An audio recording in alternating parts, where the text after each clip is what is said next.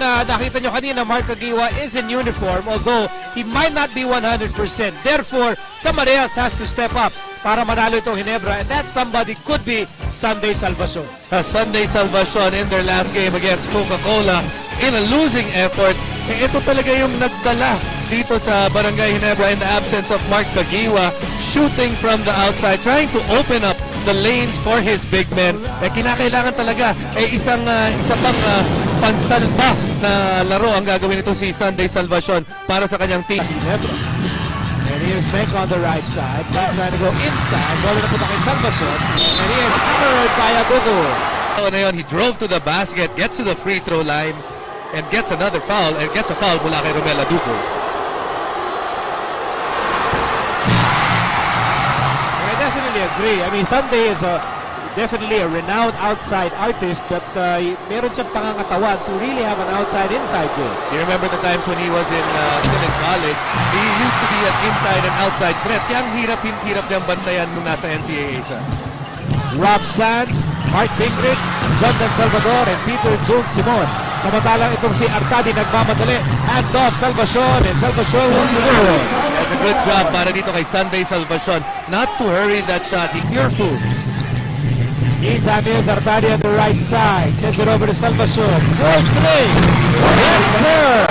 TF3 for Sunday Salvacion. Pure Foods on top, 48-41. Ginebra begins the third quarter with JJ Helterbrand, Ronald Tubit, Eric Menk, Rafi Rivas, and Sunday Salvacion. It begins the second half. What a Sunday special. 7:27 to go. Outside shot of Google. And now Ginebra looking for the go-ahead.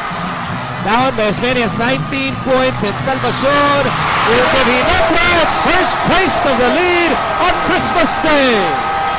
And then Sunday Salvacion pushes Ginebra ahead with that layup. Ginebra po ang lamang 54-52. Muntik na bola. Helterbrand still has it.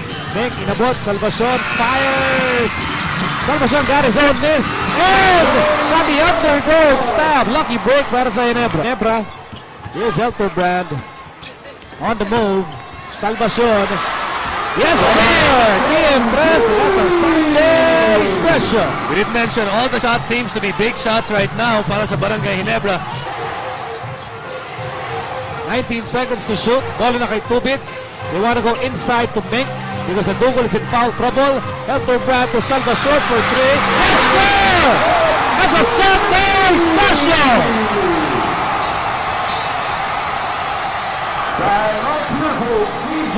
Pico, what a shot by Sunday Salvacion at the start of this coverage. Tinanong natin, masasalba niya pa kaya itong Barangay Ginebra? That's his answer right there, this three-point shot.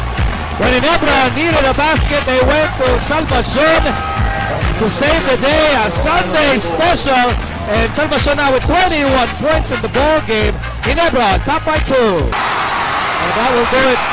Ginebra wins on Christmas Day. And now let's go to our Gatorade game turning point. Well, this was a big shot out of a broken play. Actually, this wasn't a broken play. Set up para dito kay Sunday Salvacion. Pure Foods wanting to make sure no one gets it at the paint. Leaving Sunday, Sunday delivers. Brought to you by Gatorade. Is it in you? Certainly was in Sunday Salvacion. Sunday Salvacion, 21 points and 8 rebounds. Second straight game na magandang nila ni Sunday Salvacion. He was the key dahil wala si Mark Caguioa. Kailangan may pumutok sa wing, and that guy was Sunday.